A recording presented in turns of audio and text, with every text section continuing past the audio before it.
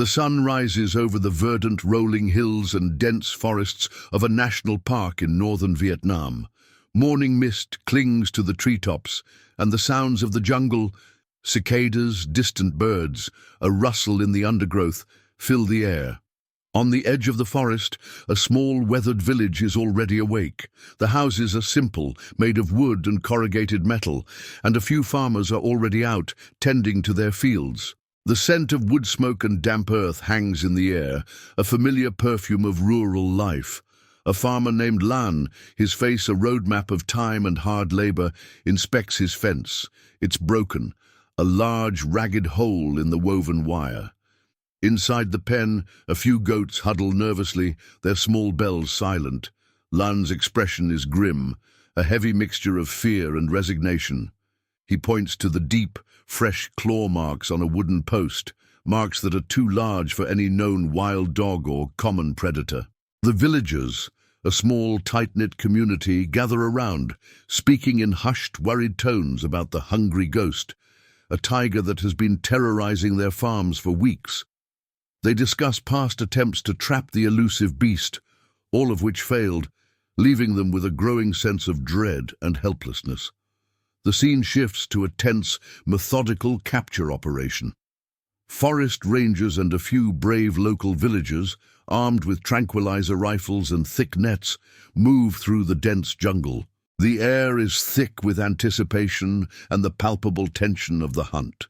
The tiger, a powerful, scarred male, is finally cornered near a rocky outcrop, a majestic creature, a blur of orange and black muscle and fury. He lets out a ferocious roar that echoes through the trees, a sound of pure, unadulterated wildness.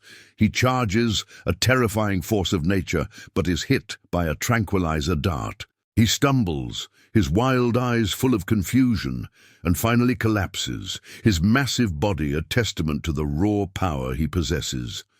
The tiger is carefully loaded into a large metal cage on the back of an old, dusty truck. His breathing is heavy, his body still. The local rangers seem relieved, but their faces are weary from the strain of the hunt. One of them mentions that this is not their job. They don't have the facilities or expertise to handle such a magnificent and dangerous animal. They're sending him to a small, private rescue center, Quan's Place, a place known more for its quiet dedication than its resources. The truck starts its long, bumpy journey along a muddy, unpaved road, carrying its precious, unconscious cargo. The truck arrives at the rescue center. It's a modest place, a few large enclosures surrounded by the same thick forest from which the tiger was taken. A middle-aged man, Quan, with a tired but determined face, stands waiting. He looks at the caged tiger, his expression unreadable, a complex mix of apprehension and resolve. The tiger is still groggy, but lifts his head, his intense yellow eyes locking with Quan's. There's a moment of silence between them, a silent challenge and a deep, unspoken recognition. Quan is a former forest ranger who carries the weight of a past failure, an animal he was meant to protect, but couldn't save. He sees in this new tiger a chance for redemption, a second chance not just for the animal, but for himself. The tiger is carefully moved into a secure indoor enclosure. The cage is clean, but the space is small, a stark contrast to the vast jungle he knows as home. As the cage door is opened, the tiger, now fully awake, leaps out. He is a flash of orange and black, a vision of untamed fury, snarling and baring his teeth. He paces the perimeter of the enclosure, his tail lashing furiously, his aggression a palpable force that makes the air crackle. He slams his powerful body against the bars, a sound of frustrated rage that echoes through the quiet center. Quan watches from a safe distance, a sad, knowing look on his face. He knows this won't be easy. The tiger paces in his enclosure, his eyes full of wild fury and deep suspicion, a true, hungry ghost imprisoned. Time passes, measured in the rhythm of the jungle and the slow, agonizing moments of a silent war. Quan tries relentlessly to connect with the tiger. He places bowls of food, raw meat, chicken, near the enclosure, but the tiger often ignores it, or eats only when Quan is gone. The tiger's aggression hasn't lessened. If anything, it has grown more focused. He hisses and roars whenever Quan comes near, a primal warning to stay away. The walls of the enclosure show deep, fresh claw marks, a testament to the tiger's constant, frustrated attempts to escape. Quan's face shows his growing frustration and worry, a shadow of the man he once was. Quan's days are filled with the care of other animals at the center, a gentle old gibbon, a playful rescued civet, a wounded langur. With them he is patient, kind, and his quiet confidence shines through. He is a natural caregiver, a man who finds his purpose in healing the broken. This stark contrast highlights the deep chasm between him and the tiger. The tiger remains an enigma, a wall of pure hostility. A younger, more skeptical vet named Mai visits the center. She is concerned about the tiger's lack of progress, its relentless aggression. She suggests that the tiger might be too wild, too dangerous, and that a larger, more established facility might be better equipped to handle him. Quan politely but firmly disagrees, his quiet determination unwavering. He believes he can reach the tiger, that there is more to this animal than its rage. In a vivid flashback, we see a younger Quan as a ranger in a different enclosure. A different tiger, a female, is sick and weak. He is afraid of her, and more so, he's afraid of making the wrong move, of failing again. He remembers the advice of a mentor, the fear in his own eyes. Despite his efforts, the tiger dies. The look of guilt and despair on young Quan's face is profound, a wound that never truly healed. He wakes from the memory, looking at the aggressive tiger in front of him. The past is a heavy weight he can't escape, a ghost that haunts his every move. Quan decides on a new approach, born from desperation and a deep-seated belief in connection. Instead of approaching the cage directly, he sits outside the enclosure, just out of the tiger's striking range. He simply talks. He tells the tiger about the forest, about his work, about the village it came from. He reads from an old, worn book, the story's a gentle human rhythm in the quiet of the jungle. The tiger's initial response is hostility, but over time, his roars become less frequent. He starts to watch Quan, his ears flicking, his head tilted slightly in what could be curiosity. The tiger's name, the hungry ghost, is explained through the narration, a reference to its elusive nature and its constant aggressive hunger, a hunger that goes beyond just food, a hunger for a home it can't find. One rainy evening, a fierce storm rages, with thunder shaking the earth and lightning illuminating the jungle in stark flashes. The tiger is visibly distressed by the storm, its instincts in turmoil. Quan, despite his own fear, approaches the cage. He sits near it, talking softly, calmly, his voice a steady anchor in the chaos. The tiger, shivering and cowering in a corner, is still. He doesn't growl. He just listens. In that moment of shared vulnerability, a flicker of trust is born, a small crack in the wall of aggression. The storm has passed, leaving behind a cool, clear morning. The air is fresh and clean, and the world seems to have been washed anew. Quan finds the tiger asleep in his enclosure, a rare and peaceful sight. When the tiger wakes, he doesn't immediately become aggressive. His gaze is still cautious, but no longer full of rage. Quan, sensing this subtle shift, places a piece of fresh meat on the ground, a little closer to the cage than before. The tiger hesitates, then cautiously approaches and takes the food, not once taking his eyes off Quan. This is a small victory, but a significant one. Quan is learning to read the tiger's body language, and the tiger is beginning to understand his. Mai, the skeptical vet, returns to the center for a follow-up visit. She's surprised by the subtle change in the tiger. He isn't friendly, but he's no longer the wild, snarling beast she saw before. She's still skeptical, but gives Quan a list of new enrichment activities to try, things like hanging ropes to play with and scent marks for mental stimulation. As she observes Quan and the tiger, she notices the look in his eyes, a genuine connection forming, a bond built on something she can't quantify. She admits he might be onto something. Quan spends his days working on the enclosure, making it a better, more stimulating home for the tiger. He installs a shallow pool for the tiger to cool off in, and more platforms to climb on, creating a habitat that mimics the jungle. He talks to the tiger constantly while he works, sharing his day, his worries, his hope. One afternoon, while Quan is cleaning the outer part of the enclosure, a large metal bar falls from a shelf, startling both him and the tiger.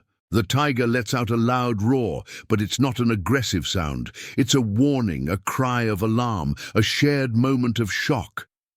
For a split second, Quan sees not an enemy, but an ally, a guardian. It was a shared moment of fear, a primal connection that deepened their bond. A pivotal moment arrives. Quan, emboldened by their small, shared moments and the growing trust, places his hand on the bars of the cage. The tiger stops pacing, his body still. He slowly, almost imperceptibly, approaches the bars. His nose twitches, sniffing Quan's hand. A deep, rumbling sound comes from his throat. It's not a growl, but something else entirely, a purr, a sign of contentment and acceptance. Quan's eyes well up with tears. He has been forgiven. He has been given a second chance. The tiger, now named Hung, meaning hero or courage, in his heart, is no longer the hungry ghost. Quan's hand is on the bars, and Hung's huge, powerful head is pressed against them on the other side, a silent, powerful understanding between man and beast. Hung had now been at the center for many months. The rage that had once defined him had faded, replaced by a quiet, majestic peace. He was no longer the hungry ghost, but a powerful, majestic creature at rest.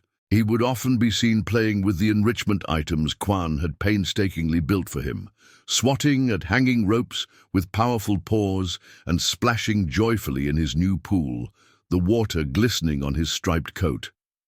When Quan approached, Hung would greet him with a low, rumbling chuff, a sound that was the very language of affection and trust. That bond was strong, unbreakable, built on months of patience, consistency, and a silent understanding that transcended words. But a new challenge was on the horizon. The government, impressed by Quan's dedicated work and the tiger's remarkable transformation, wanted to transfer Hung to a massive, semi-wild sanctuary in a different part of the country. This was a difficult and painful decision for Quan. He had grown to love Hung, and the thought of letting him go was heartbreaking. However, he knew deep in his heart that this was the best thing for the tiger's long-term health and well-being. Hung deserved to live in a space that was not just a cage, but a true home where he could roam freely, living as a tiger should. Quan and Hung spent one final emotional day together. Quan sat outside the enclosure, reading aloud from an old book, his voice a familiar, calming presence. In a quiet, poignant moment, Quan ran his hand along the bars, and Hung slowly, deliberately, pressed his massive head against the other side. It was a picture of tranquility and peace, a final, silent farewell. This wasn't a goodbye. It was the culmination of everything Quan had been trying to achieve. His goal was never to own or possess the tiger, but to give him the future he deserved. He was finally ready to let go, knowing that his purpose had been fulfilled. A professional transport team arrived the next morning. They were clinical, efficient, and their presence filled the air with a tense, unfamiliar energy. This made Hung nervous and agitated, and his long dormant aggression briefly flared. He let out a series of powerful roars, and the team, prepared to handle a wild tiger, moved to subdue him. But before they could act, Quan stepped forward. He spoke softly, calmly, in a tone that Hung had come to know and trust. The tiger stopped roaring, his intense yellow eyes fixed on Quan. This was the ultimate test of their bond. Quan explained to the team that he needed to be the one to get Hung into the transport cage. He had to do it alone. In a tense, breathtaking sequence, Quan entered the enclosure. The transport team watched, horrified, but held their ground.